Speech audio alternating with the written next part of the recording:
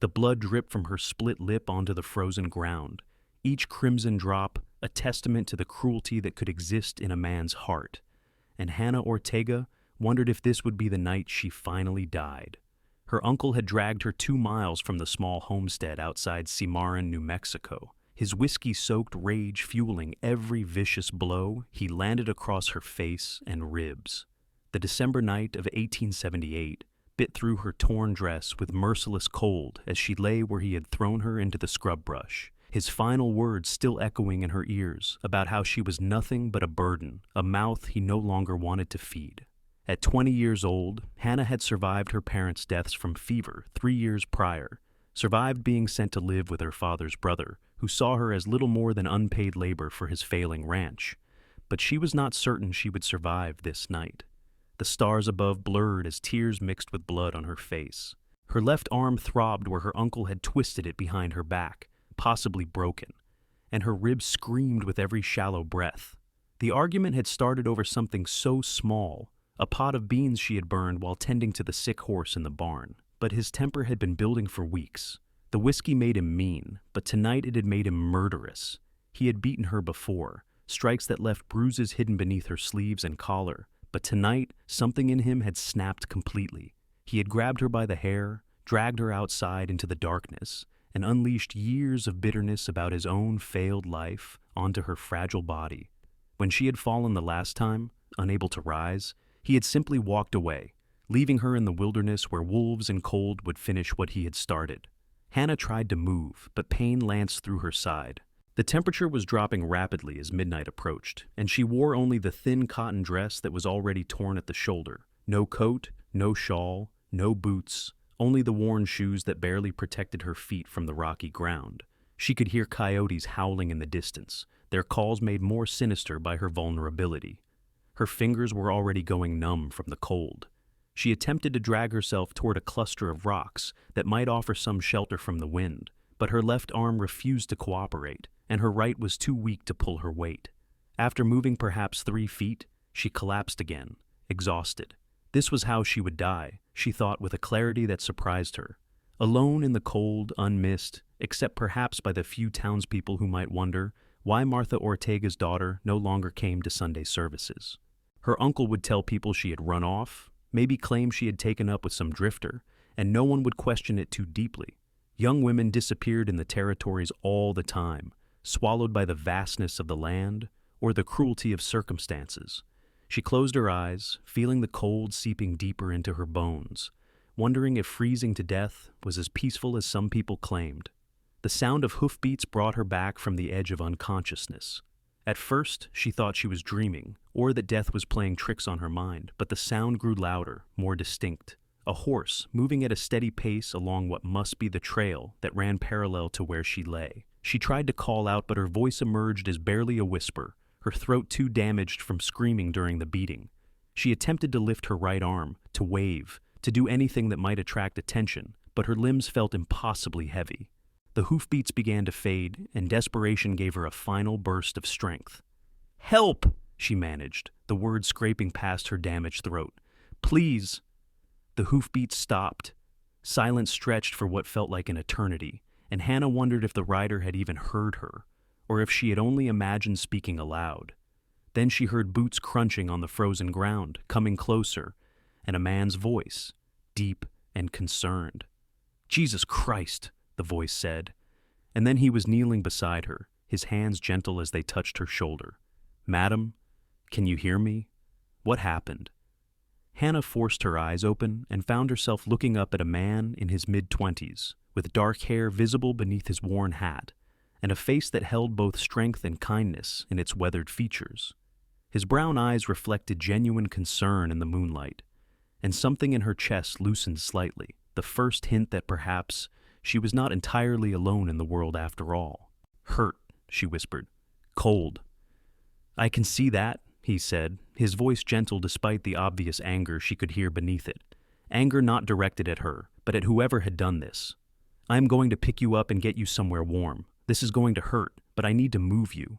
He shrugged out of his heavy coat and wrapped it around her before lifting her with a care that suggested he understood exactly how much pain she was in. Hannah bit back a scream as the movement jarred her ribs and arm, but he held her securely against his chest, murmuring apologies as he carried her toward his horse. The animal, a sturdy bay gelding, stood patient as the man somehow managed to mount while holding her, settling her across his lap once he was in the saddle. "My camp is about a mile from here," he said, his arms creating a protective circle around her as he urged the horse into a careful walk. "I have a fire going and supplies. Just hold on." Hannah drifted in and out of awareness during that mile, conscious mainly of warmth radiating from the man's body and the steady rhythm of the horse's gait. She caught fragments of him speaking to her, his voice a low rumble that seemed designed to keep her anchored to consciousness. He told her his name was Franklin Vance, that he was passing through on his way to Colorado, that she was safe now. She wanted to believe him, wanted to trust in the steadiness of his voice and the gentleness of his hold, but 3 years of living with her uncle had taught her that men could not always be trusted. The camp, when they reached it, was a small depression sheltered by rocks with a fire burning bright against the darkness. He dismounted with the same care he had shown mounting, carrying her to his bedroll that he had laid out near the fire. He set her down as gently as possible, then immediately set about building up the flames. "I need to see how badly you are hurt," Franklin said, moving to kneel beside her again. "I have some medical supplies, nothing fancy, but I have dealt with injuries before. May I?" Hannah nodded, not trusting her voice. In the firelight, she could see him more clearly now. He was perhaps 25 or 26, with a lean, strong build that came from hard work rather than excess. His face was handsome in a rugged way, with a straight nose and a firm jaw shadowed with stubble. But it was his eyes that struck her most, brown and clear, and filled with a compassion that seemed at odds with the harsh world they lived in. He moved with practiced efficiency, first bringing his canteen to her lips and helping her drink small sips of water. Then he carefully examined her injuries, his touch professional but gentle. When he reached her left arm, she could not hold back a small cry of pain. "I am sorry," he said immediately. "I think it might be broken. Your ribs are badly bruised at minimum, possibly cracked. Your face—" He trailed off, and she saw his jaw clench. "Who did this to you?" "My uncle," Hannah whispered. "He left me out here." The fury that flashed across Franklin's face was quickly controlled, but she had seen it. "Your uncle," he repeated, his voice flat. "He just beat you and left you to freeze to death." "He was drunk," she said, as if that explained anything, as if she was making excuses for the inexcusable. "I burned the supper." "No," Franklin said firmly. "No, you do not make excuses for a man who would do this. I do not care if you burn down his whole house. There is no excuse for beating a woman and leaving her to die." He took a breath, visibly calming himself. "I am going to splint your arm and wrap your ribs. I have some laudanum that will help with the pain." He worked with a competence that spoke of experience, using straight branches and strips torn from a spare shirt to immobilize her arm. The laudanum, when he gave it to her, was bitter, but she drank it gratefully. As it began to take effect, dulling the sharp edges of her pain, he wrapped her ribs with careful precision, his hands never straying inappropriately despite the intimacy required for the task. "Where did you learn this?" Hannah asked, her voice already becoming drowsy from the medicine. "I was a field medic during some trouble down in Texas a few years back," Franklin said. "Learned more than I ever wanted to know about patching up injuries." He finished with her ribs and pulled his coat back around her, then added his blanket as well. "You need to sleep now. In the morning, we will figure out what to do next." "You should not waste your supplies on me," Hannah said, the laudanum loosening her tongue. "I have nothing to repay you with." Franklin's expression softened. "I do not want repayment. I am helping you because it is the right thing to do, because no person should be left to suffer like you were suffering." He settled himself on the other side of the fire, using his saddle as a backrest. "Sleep, Miss Ortega," she whispered. "Hannah Ortega." "Sleep, Miss Ortega. You are safe here. Despite everything, despite the pain and the fear and the strangeness of being in a camp with a man she had just met, Hannah found herself believing him. Perhaps it was the laudanum, or perhaps it was something she saw in his eyes, but she let herself drift into sleep with the sound of the fire crackling and the knowledge that someone, finally, had chosen to help rather than hurt her. When she woke, sunlight was streaming into the camp, and Franklin was cooking something over the fire that smelled better than anything she could remember.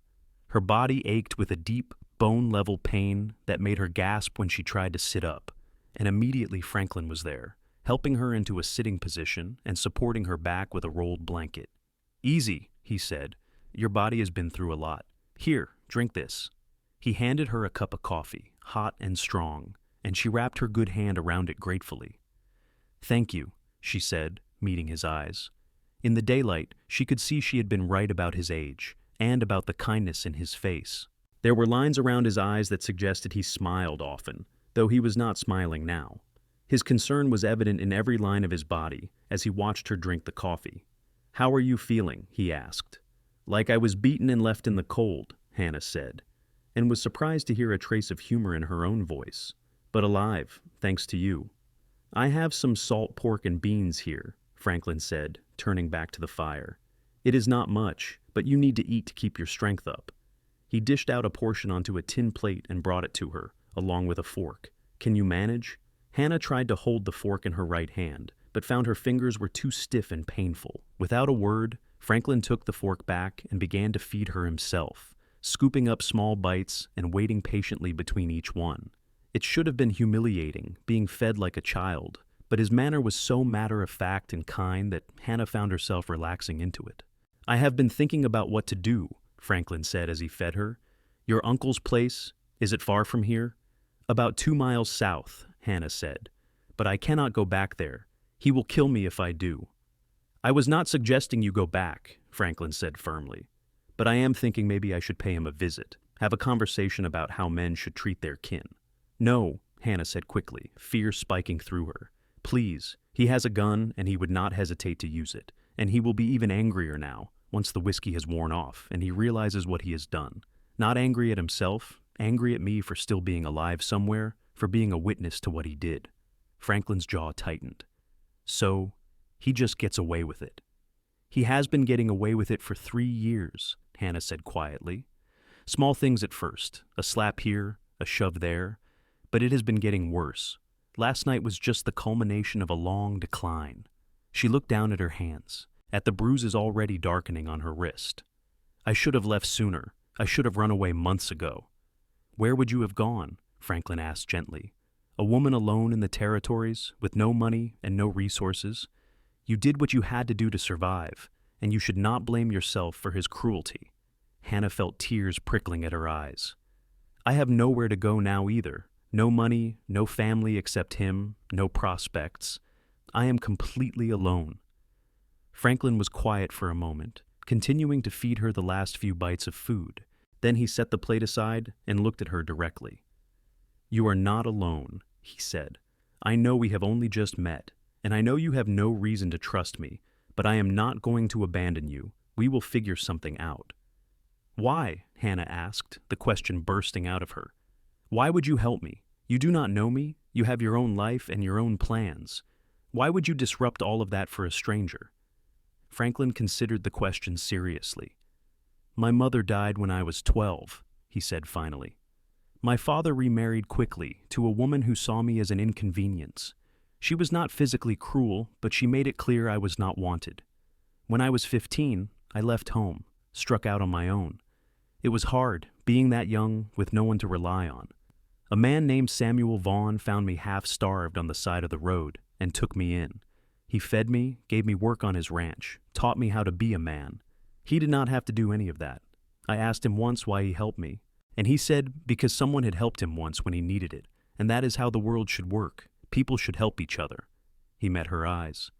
"So I am helping you, because someone helped me, and because it is the right thing to do." Hannah felt something warm unfurling in her chest, something she had not felt in a long time. Hope, perhaps, or the beginning of trust. "What were your plans?" she asked.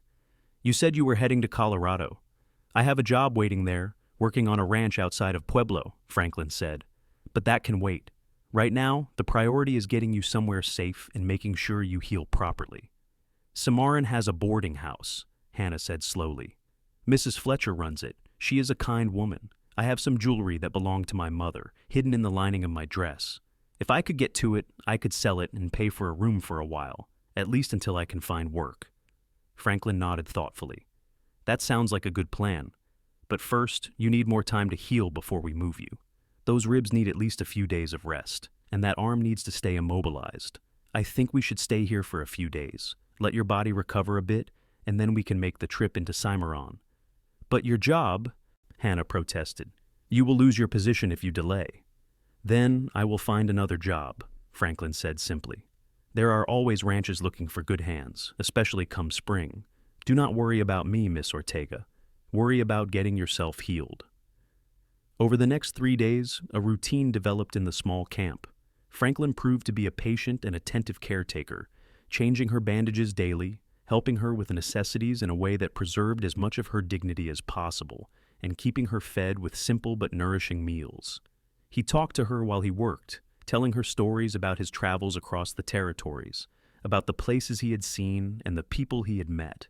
His voice was soothing, and Hannah found herself looking forward to these conversations, to the way his face animated when he talked about something that interested him. She learned that he was 25 years old, originally from Missouri, and that he had been moving from place to place since leaving home at 15. He had worked as a ranch hand, a blacksmith's assistant, a deputy for a short time in a small Kansas town, and had even tried his hand at prospecting in the mountains of Colorado. He was educated beyond what she expected, having been taught to read and write by his mother before she died, and he carried a small collection of books in his saddlebag that he read by the fire at night.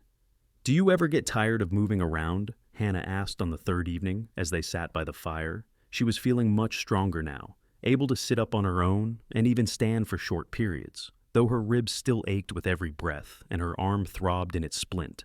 Franklin poked at the fire with a stick, considering the question. "Sometimes," he admitted. "There is a freedom in it, in being able to go wherever I want. But there is also a loneliness. No ties means no responsibilities, but it also means no roots, nowhere that really feels like home." He glanced at her. "What about you? Did Cimarron ever feel like home?" "No," Hannah said honestly. "My real home was the small house my parents had outside of Santa Fe. We had a little farm, nothing grand, but it was ours and it was filled with love. After they died and I was sent to my uncle, it never felt like anything more than a prison. I was fed and housed, but I was not wanted, not loved. I was just free labor and someone to take his anger out on." She pulled Franklin's coat tighter around her shoulders. "I have spent 3 years feeling like I was just waiting for my real life to start, for something to change. I suppose this is not the change I would have chosen, but at least it is something."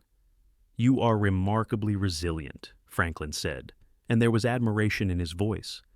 "After what you have been through, you could be bitter and broken, but here you are, already thinking about the future."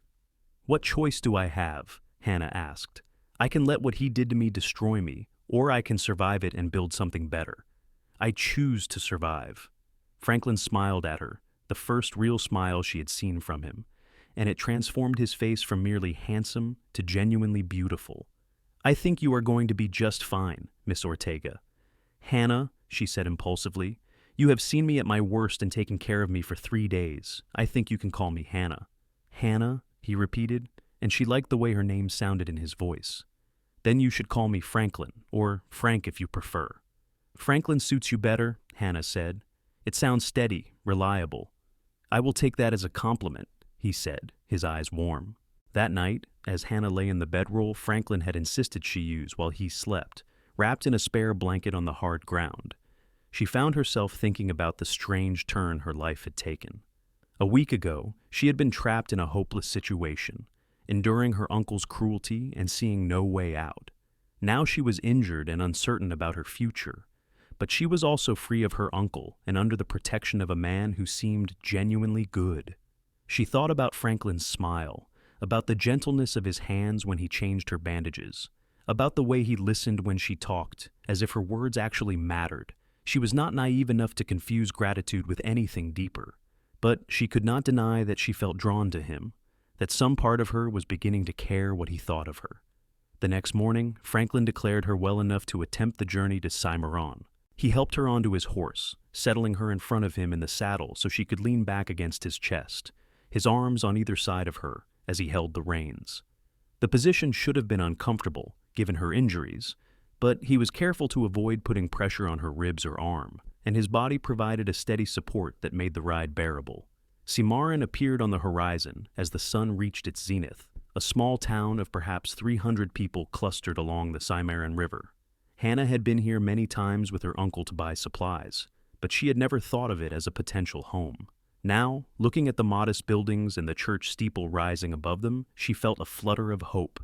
This could be a new start, a place where she could build the life she wanted, rather than endure the one forced upon her. "Where is the boarding house?" Franklin asked, his voice a low rumble near her ear. "On the eastern edge of town," Hannah said, "a 2-story white building with blue shutters." He guided the horse through the main street, and Hannah was acutely aware of the stares they were receiving. She must look a sight, with her bruised and swollen face and her arm in a makeshift splint, riding in the arms of a stranger. She saw Mrs. Henley from the general store point and whisper to her companion, saw old Mr. Rodriguez pause in sweeping the boardwalk to watch them pass. Let them stare, she thought, with a defiance that surprised her. She had nothing to be ashamed of. Mrs. Fletcher was in her front garden when they arrived, tending to the winter-hardy plants that clustered near her porch. She was a woman in her 50s with kind eyes and capable hands, and her expression shifted from curiosity to concern as Franklin dismounted and carefully lifted Hannah down from the horse. "Lord have mercy," Mrs. Fletcher said, hurrying over. "Hannah Ortega, what happened to you, child?" "I need a room," Hannah said, her voice steady despite her exhaustion. "I can pay. I have jewelry I can sell." Mrs. Fletcher took in her appearance, the careful way Franklin was supporting her, the protective set to his shoulders. Whatever conclusions she drew, she kept them to herself. "You can have the room at the back of the 2nd floor," she said briskly. "It is quiet and gets good sunlight. Come inside, both of you. You look like you could use a hot meal and a proper bed." The room Mrs. Fletcher showed them to was simple but clean, with a bed covered in a colorful quilt, a washstand, and a chair by the window. Franklin helped Hannah settle onto the bed, propping her up with pillows, before Mrs. Fletcher shooed him out so she could help Hannah change into a nightgown she provided. "I am not going to pry," Mrs. Fletcher said as she helped Hannah out of her torn and dirty dress. "But I will say that I always suspected your uncle was not treating you right. You had that look about you, like a deer that is always watching for the wolf." She clucked her tongue at the bruises covering Hannah's torso. "He did this, and you got away from him, I am guessing." "He left me for dead," Hannah said quietly. "Franklin found me and saved my life." "That young man who brought you in?" Mrs. Fletcher helped her into the nightgown with gentle hands. "He seems like a good sort. Are you two—" "No," Hannah said quickly. "We only just met. He has been nothing but kind and proper." "Well, kindness and proper behavior are rare enough these days," Mrs. Fletcher said. "You hold on to a man like that if you can." She settled Hannah back against the pillows. "Now, about payment. You mentioned jewelry?" Hannah directed her to the hidden pocket in the lining of her dress, and Mrs. Fletcher extracted a small bundle wrapped in cloth. Inside were 2 pieces that had belonged to Hannah's mother, a silver locket with intricate engraving and a pair of small garnet earrings. They were the only things of value Hannah owned, the only tangible connection she had left to her parents. "These are lovely," Mrs. Fletcher said softly. "Are you sure you want to sell them?" Hannah looked at the jewelry, feeling the tug of sentiment. But then she thought about her mother and what she would have wanted. Her mother would have wanted her to survive, to build a life, not to cling to objects while starving. "I am sure," she said. "How much do you think they would bring?" $50, perhaps $60 if you find the right buyer, Mrs. Fletcher said. "I can take them to the jeweler tomorrow, see what he offers. That would pay for your room and board for about 2 months, maybe longer if you are frugal. 2 months to heal and find work." It was more than Hannah had dared to hope for. "Thank you," she said, feeling tears prick her eyes. "Thank you so much." "No thanks needed," Mrs. Fletcher said briskly. "Now rest while I make dinner. Your young man is downstairs looking worried, so I will send him up with a tray for both of you later." "He is not my young man," Hannah protested, but Mrs. Fletcher just smiled knowingly and left the room. Franklin came up an hour later, carrying 2 trays laden with beef stew, fresh bread, and apple pie. He helped Hannah eat, though she was able to manage better with her right hand now, and they ate in comfortable silence for a while. "Mrs. Fletcher seems nice," Franklin said eventually. "And this room is good. You will be comfortable here while you heal."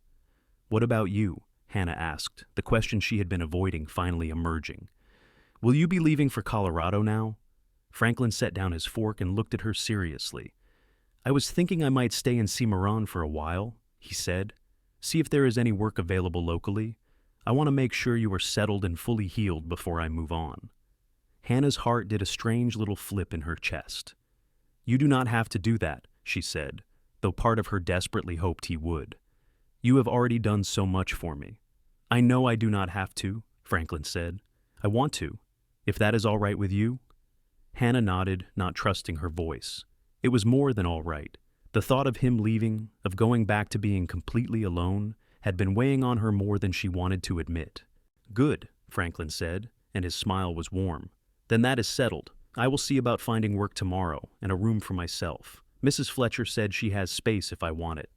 Over the next 2 weeks, life in Cimarron took on a new pattern. Franklin found work at the livery stable, which came with a small room in the loft where he could sleep. He visited Hannah every evening after his work was done, bringing small gifts, a book he thought she would like, a hair ribbon from the general store, wildflowers he had picked on his way through town. They would sit in her room, or, as she grew stronger, on the porch of the boarding house, and they would talk for hours about everything and nothing. Hannah learned that Franklin was thoughtful and intelligent, with a dry sense of humor that caught her off guard and made her laugh in a way she had not laughed in years. He was patient and gentle, never pushing her to talk about things she was not ready to discuss, but always ready to listen when she needed to share. He read to her from his books in the evenings, his voice bringing to life adventures and romances that existed only in pages. She also learned that he was respected in town already. People liked him, appreciated his quiet competence, and his willingness to help anyone who needed it. She saw him stop to help Mrs. Henley carry heavy sacks from the general store, saw him fix a broken wagon wheel for a farmer without asking for payment, saw him sit and listen patiently to old Mr. Rodriguez's stories about the early days of Cimarron. He was the kind of man people instinctively trusted, the kind of man who made the world around him a little bit better just by being in it. Hannah found herself looking forward to his visits with an eagerness that went beyond gratitude. She noticed things about him she had not paid attention to before, the way his hair curled slightly at the nape of his neck, the crinkles that appeared at the corners of his eyes when he smiled, the strength in his hands as he helped her walk up and down the stairs to build her strength back. She noticed the way he looked at her sometimes, when he thought she was not paying attention, with an expression that was tender and wondering, and made her breath catch in her throat. One evening, as they sat on the porch watching the sun set over the mountains, Franklin said, I need to ask you something, and I want you to be honest with me. Hannah tensed slightly. All right? Are you afraid of me? He asked quietly. I know that after what your uncle did, you might be wary of men in general. I would understand if you were uncomfortable with how much time we are spending together. Hannah considered the question carefully. I was afraid at first, she admitted. Not of you specifically, but of the situation, of being vulnerable and dependent on someone I did not know. But no, I am not afraid of you. You have given me no reason to fear you. You have been nothing but kind and respectful, and I trust you. She paused, then added softly, I more than trust you, Franklin. I have come to care for you. She saw him go very still beside her. Care for me, he repeated carefully. Hannah felt her cheeks warm, but forced herself to continue. I know it is probably just gratitude, or maybe some kind of dependence because you saved me and have been taking care of me, but I cannot seem to help it. I think about you when you are not here. I look forward to seeing you. When you smile at me, I feel warm all over. I do not know what that means, or if it means anything at all beyond the circumstances we met under. But I wanted you to know. Franklin turned to face her fully, and the expression on his face made her heart race. Hannah, he said, his voice rough with emotion, I have been trying so hard not to take advantage of you, not to let my own feelings cloud the fact that you are vulnerable right now. But if you are going to be honest with me, then I will be honest with you. I care for you too. More than I should after only 2 weeks. I think you are brave and strong and beautiful, and every day I spend with you, I find myself falling a little bit more. Falling? Hannah whispered. In love, Franklin said, the words hanging in the air between them. I am falling in love with you, Hannah Ortega, and I do not know what to do about it. Hannah felt tears spring to her eyes, but they were good tears, happy tears. You could kiss me, she said softly. If you wanted to. Your injuries, Franklin said, concern warring with desire in his expression. Are mostly healed, Hannah said. She lifted her left arm, which was still splinted, but no longer caused her constant pain. I am much better than I was. Franklin reached out slowly, giving her every opportunity to pull away, and cupped her face gently in his hands. His thumb traced along her cheekbone, carefully avoiding the bruises that had faded from black to yellow. Tell me if I hurt you, he murmured, and then he leaned in and pressed his lips to hers. The kiss was soft and sweet and everything Hannah had never known she wanted. His lips were gentle against hers, asking rather than demanding, and she felt herself melting into it, her good hand coming up to rest against his chest, where she could feel his heart beating fast and hard. When he finally pulled back, they were both breathing heavily. That was, Hannah started, then could not find the words. Yes, Franklin agreed, his forehead resting against hers. It was. They sat like that for a long moment, wrapped in the wonder of this new thing blooming between them, until Mrs. Fletcher's voice called from inside that it was getting late and Hannah needed her rest. Franklin pressed one more quick kiss to her forehead before standing. Tomorrow? He asked. Tomorrow, Hannah confirmed, and the promise in that single word made her heart soar. Their courtship, for that was what it became, was conducted with a sweetness and propriety that made Mrs. Fletcher beam with approval. Franklin continued to visit every evening, but now their time together was charged with the knowledge of their feelings for each other. They held hands as they walked slowly around town, helping Hannah rebuild her strength. They stole kisses in quiet corners when Mrs. Fletcher was not looking. They talked about their hopes and dreams, about the kind of life they wanted to build. I always wanted a ranch of my own, Franklin admitted one evening as they sat by the river. Nothing huge, just enough land to run some cattle and horses. A place where I could put down roots, build a home, raise a family. He glanced at her. What about you? What do you want? Hannah thought about it. I want to feel safe, she said slowly. I want a home where I am loved and valued, where I do not have to be afraid. I want children someday, children I can raise with kindness instead of cruelty. I want to wake up every morning and feel grateful for my life instead of just enduring it. You deserve all of that, Franklin said fiercely. You deserve everything good this world has to offer. As Hannah's injuries healed, she began to think seriously about her future. The money from her mother's jewelry was dwindling, and she needed to find work. Mrs. Fletcher offered her a position, helping run the boarding house, cooking and cleaning in exchange for room and board, plus a small wage. It was honest work, and Hannah was grateful for it. But more than that, it gave her a purpose and a place in the community. She also had to face the question of her uncle. He had not come to town looking for her, which suggested he either thought she was dead or did not care enough to check. She had seen him once from the window of her room, riding through town with the same mean expression he always wore, and had ducked back into the shadows until he passed.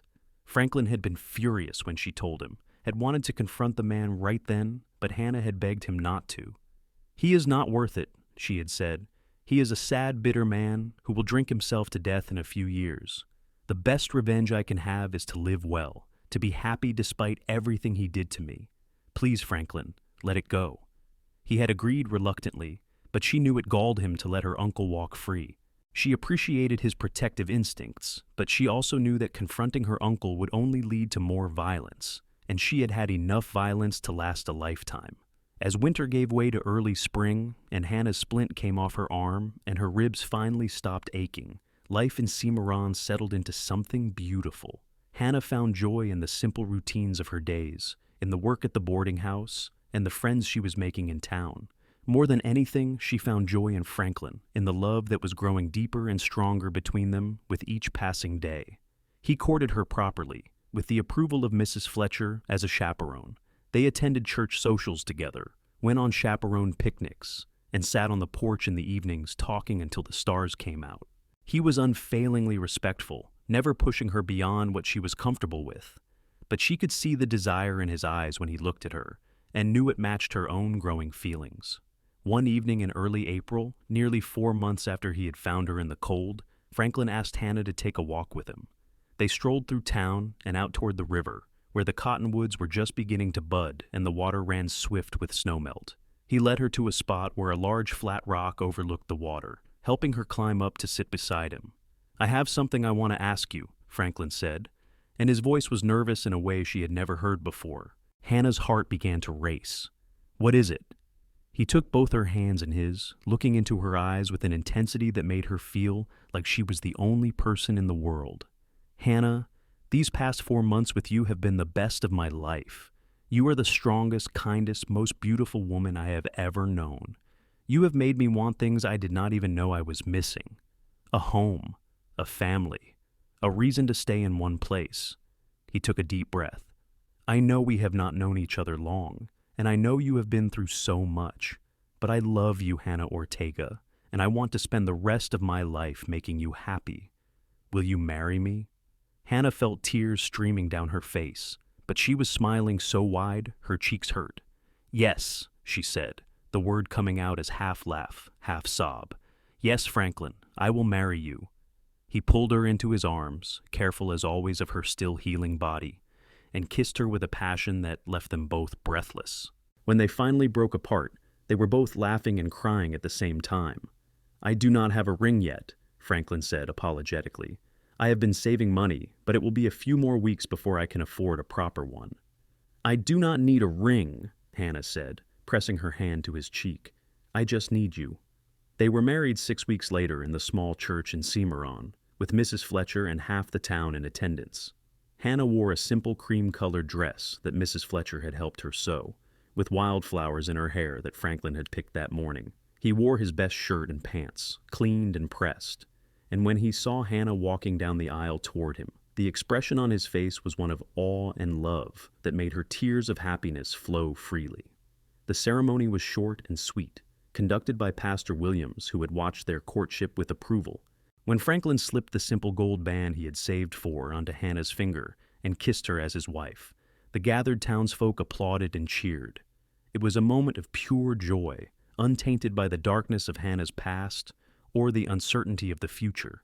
It was a beginning, fresh and full of promise. Mrs. Fletcher had offered them the use of her best room for their wedding night, decorated with flowers and candles. Franklin carried Hannah over the threshold, both of them laughing at the absurdity and sweetness of the gesture, and set her down gently inside. "Hello, husband," Hannah said, the word feeling strange and wonderful on her tongue. "Hello, wife," Franklin replied, pulling her close. "How does it feel to be Mrs. Vance?" "It feels like coming home," Hannah said honestly. "Like everything I went through, all the pain and fear, was worth it because it led me to you." Their wedding night was tender and sweet, Franklin careful and patient, as he introduced Hannah to the pleasures of marriage. He worshipped her body with his hands and lips, erasing the memories of pain with touches that brought only joy. Afterward, they lay tangled together in the sheets, her head on his chest, his fingers running through her hair. "I am going to work hard to give you everything you deserve," Franklin promised. "A home of our own, security, children if we are blessed with them. I am going to spend every day for the rest of my life making sure you know you are loved." "You already give me everything I need," Hannah said, pressing a kiss to his chest. "You save my life in every way a person can be saved. I love you, Franklin Vance." "I love you too, Hannah Vance," he said, and the name sounded right, sounded perfect. They continued to live in the boarding house for the next year, while Franklin saved money from his work at the livery stable, and Hannah continued helping Mrs. Fletcher. It was not the most spacious arrangement, but they were happy, and that was all that mattered. They fell into the routines of married life easily, finding joy in the simple acts of sharing meals and space and a bed. 5 months after their wedding, Hannah realized her monthly courses had stopped. She waited another month to be sure, barely daring to hope, before telling Franklin one evening over supper. "I think I am with child," she said, watching his face carefully. The expression that crossed Franklin's features was one of pure elation. He was out of his chair in an instant, pulling her into his arms and spinning her around before setting her down quickly, suddenly worried about her condition. "Are you sure?" he asked, his hands on her shoulders, eyes bright with excitement. "As sure as I can be without a doctor," Hannah said, laughing at his enthusiasm. "I have missed 2 courses and I have been feeling sick in the mornings. All the signs are there." "We are going to have a baby," Franklin said wonderingly. "Hannah, we are going to be parents." The pregnancy progressed normally, with Hannah blooming under Franklin's devoted care. He was almost comically overprotective, insisting she rest more and work less, bringing her treats from the general store, reading to her every evening. Mrs. Fletcher clucked over her like a mother hen, making sure she ate enough and got fresh air daily. As Hannah's belly grew, they talked seriously about their future. The room at the boarding house was too small for a growing family, and they needed a place of their own. Franklin had been saving diligently, and they had enough now for a down payment on a small piece of land just outside of town. It was only 5 acres, but it had a creek running through it and enough flat land to build a house and run a few head of cattle. "It is not the ranch I dreamed of," Franklin admitted as they stood on their new property, his arm around Hannah's thickening waist. "But it is ours, and it is a start. We can build from here, make it into something good." They broke ground on their house in the spring, with help from men Franklin had befriended in town. The structure was simple, just 3 rooms to start, with a main living area that included the kitchen, a bedroom, and a small room that would serve as a nursery. It was built solid and true, with Franklin's own hands shaping much of it. Hannah watched the walls go up with wonder, seeing their future taking physical form. They moved in when Hannah was 7 months pregnant, the house still smelling of fresh-cut wood and new paint. It was sparsely furnished with pieces they had bought used or built themselves, but it was theirs, truly theirs, and Hannah had never loved a place more. "Look at what we made," she said to Franklin as they stood in their bedroom on the first night. "Look at the life we are building." "You are the most amazing woman," Franklin said, his hand resting on her swollen belly where their child moved and kicked. "You went through hell, but you did not let it break you. You took the second chance you were given, and you have made something beautiful out of it." Their son was born on a warm night in August of 1880, with Mrs. Fletcher serving as midwife. The labor was long and difficult, but when Hannah finally heard her baby's first cry, every moment of pain was forgotten. Franklin, who had been pacing outside, rushed in the moment Mrs. Fletcher allowed him, tears streaming down his face as he looked at his wife and newborn son. "He is perfect," Franklin breathed, carefully taking the tiny bundle from Hannah's arms. "He looks like you." "He has your nose," Hannah said, exhausted but happier than she had ever been. "What should we name him?" They had discussed names during the pregnancy, but had not decided definitively. Now, looking at their son's small face, Franklin said, "What about Thomas? It was my mother's maiden name." "Thomas Vance," Hannah tested the name. "I like it. Hello, Thomas. Welcome to the world." Parenthood was exhausting and wonderful, and everything they had hoped for. Thomas was a healthy baby, with strong lungs and his father's temperament, easygoing and content. Franklin was a devoted father, getting up for night feedings without complaint, changing diapers with the same careful competence he brought to everything, spending hours just holding his son and staring at him in wonder. As Thomas grew from infant to toddler, the Vance family flourished. Franklin expanded their land holdings bit by bit, buying neighboring parcels when they came available. He built up a small herd of cattle, supplementing his income from the livery stable with beef sales. Hannah kept a large garden and chickens, selling eggs and vegetables in town. They were not wealthy, but they were comfortable, and more importantly, they were happy. When Thomas was 3 years old, Hannah discovered she was pregnant again. This time, the pregnancy was easier, her body knowing what to expect. Their daughter was born in the spring of 1884, a tiny thing with dark hair and her mother's eyes. They named her Grace for the grace that had brought them together and sustained them through everything. "2 children," Franklin said one evening, holding Grace while Thomas climbed into his lap as well. "How did I get so lucky?" "We got lucky together," Hannah corrected, leaning against his shoulder. "I still think sometimes about that night, about how close I came to dying in the cold. If you had not come along, if you had not stopped when you heard me, none of this would exist. Thomas and Grace would never have been born. We would never have had this life." "But I did come along," Franklin said firmly, "and we do have this life. We can be grateful for our good fortune without dwelling on the alternative." Hannah knew he was right, but sometimes she could not help but reflect on how much her life had changed in such a relatively short time. From the depths of despair and pain, she had risen to heights of happiness she had never imagined possible. She had a husband who loved her unconditionally, 2 beautiful, healthy children, a home she had helped build, and a place in a community. She was no longer Hannah Ortega, the unwanted niece, the victim. She was Hannah Vance, wife, and mother and valued member of Cimarron, and she had earned every bit of that identity. Her uncle had died 2 years after her marriage, his liver finally giving out from years of heavy drinking.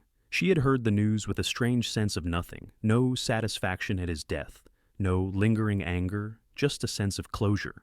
Franklin had asked if she wanted to attend the funeral, and she had declined.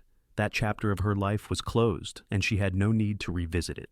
As the years passed, the Vance ranch grew and prospered. Franklin proved to have a gift for ranching, building their herd from a dozen head to nearly 100. He hired a few hands to help with the work, young men who reminded Hannah of Franklin when he had been younger, drifting and looking for a place to belong. Franklin always treated them fairly, paying them well and teaching them the skills they needed to succeed. Thomas grew into a sturdy boy with his father's quiet strength and his mother's resilience. He loved the ranch and the animals, often following Franklin around from the time he could walk, wanting to help with every task. Grace was more like her mother in temperament, loving books and stories, though she also developed a fearless streak that led to many adventures. When Thomas was 8 and Grace was 5, Hannah found herself pregnant once more. This pregnancy was harder than the previous 2, leaving her tired and sick for much of it. Franklin worried over her constantly, insisting she rest and taking over much of the household work himself. Their third child, a daughter they named Clara, was born small and premature, and for a frightening few weeks, they were not sure she would survive. But she proved to be a fighter, gradually gaining weight and strength, and eventually became a healthy, thriving child. 3 children, Hannah said one night after all the little ones were finally asleep. We have been blessed beyond measure. 3 is a good number, Franklin agreed, pulling her close, though I would not object to more if God wills it. But 3 proved to be the final count. Hannah did not become pregnant again, and while there was a small sadness in knowing her childbearing years were over, she was also grateful for the 3 beautiful children they had been given. The years flowed by like the Cimarron River, steady and sure. The ranch continued to prosper, becoming one of the most successful in the area. Franklin's reputation as an honest, skilled rancher spread, and he was eventually elected to the town council. Hannah found fulfillment in raising her children and managing the household, and in her spare time, she began teaching reading to children in town whose families could not afford formal schooling. On their 10th wedding anniversary, Franklin surprised Hannah with a trip, leaving the children with Mrs. Fletcher for a few days while they traveled to Santa Fe. It was Hannah's first time back to the city since her parents had died, and she felt a complex mix of emotions as they rode through the familiar streets. "Why did you bring me here?" she asked Franklin as they walked through the plaza. "Because this is where you came from," Franklin said. "Your parents are buried here, and I thought you might want to visit them to show them in a way that you are all right, that you made it despite everything." They found the small cemetery where her parents were buried, their graves marked with simple wooden crosses. Hannah knelt between them, placing wildflowers she had brought, and told them in whispers about her life, about Franklin and the children, about the happiness she had found. She felt Franklin's hand on her shoulder, steady and supportive, and she knew her parents would have loved him, would have been proud of the life she had built. As they were leaving the cemetery, they passed a young woman sitting on the steps of a church, bruised and crying. Hannah stopped immediately, recognizing in the woman the echo of her own past. She exchanged a glance with Franklin, and without needing to speak, they both knew what they would do. They approached the woman gently, offering help, and learned her name was Isabel and that her husband had beaten her and thrown her out. Over the woman's protests, they took her to a doctor, paid for her care, and found her a room in a safe boarding house. They left her with money and the name of a lawyer who could help her leave her husband legally. It was not much, perhaps, but it was something, and Hannah saw in the woman's grateful eyes the same desperate hope she herself had once felt. "You helped her because of what happened to you," Franklin observed as they rode back to Cimarron. "I helped her because someone helped me once," Hannah said, echoing the words Franklin had spoken to her so many years ago. "Because that is how the world should work." When Thomas was 16, he told his parents he wanted to attend university in the East to study agriculture and animal husbandry. It was both proud and heartbreaking to see their eldest preparing to leave home, but Hannah and Franklin supported his dreams wholeheartedly. They had saved money for exactly this purpose, wanting their children to have opportunities they themselves had never had. Grace, at 13, announced she wanted to become a teacher, inspired by her mother's work with the town children. She was bright and studious, spending hours with her nose in books, and Hannah knew she would excel at whatever she chose to do. Clara, at 11, was still young enough that her dreams changed weekly, but she had a talent for drawing and painting that suggested artistic inclinations. "We did well," Franklin said one evening, as they sat on the porch of their ranch house watching the sunset. It was a ritual they had maintained for years, this quiet time together at the end of the day.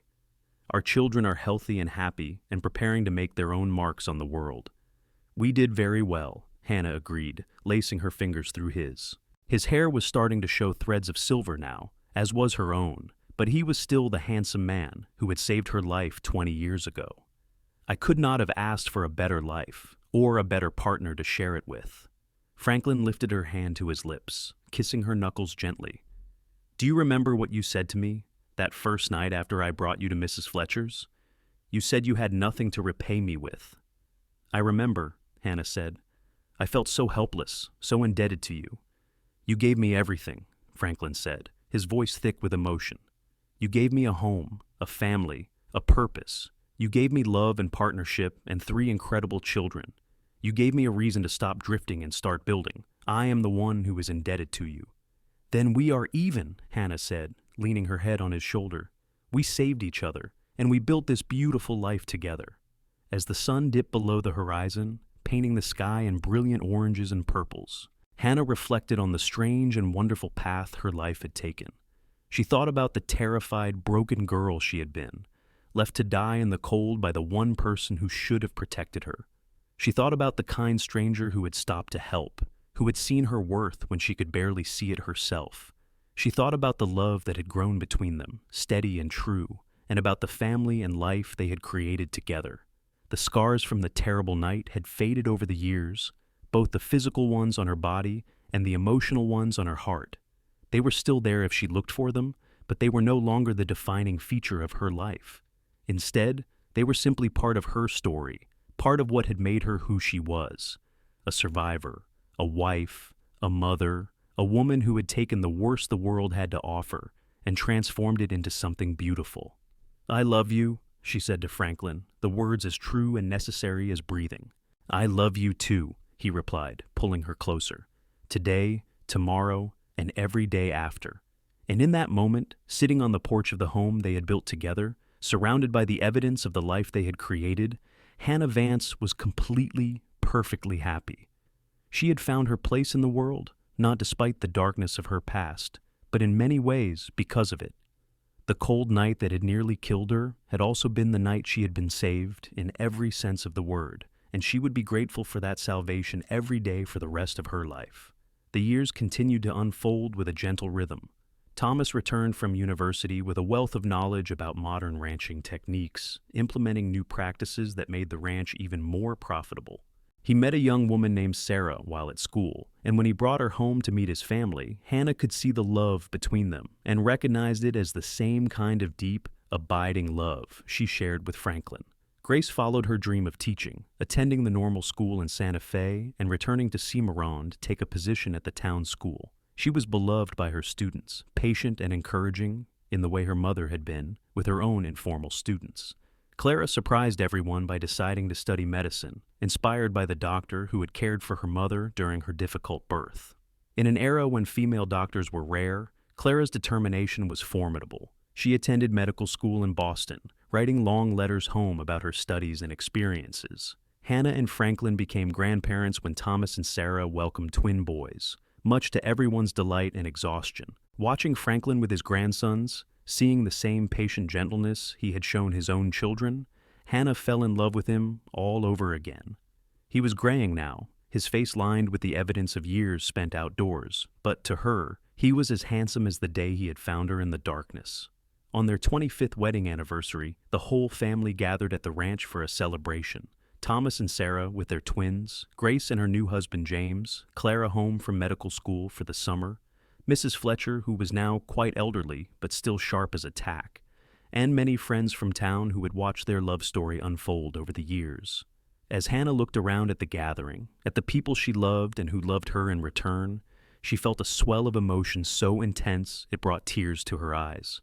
Franklin noticed immediately, as he always did, and pulled her aside. "What is wrong?" he asked, concern etched in his features. "Nothing is wrong," Hannah said, wiping her eyes. "Everything is so right, it overwhelms me sometimes. Do you remember what I told you I wanted, all those years ago, when you asked me about my dreams?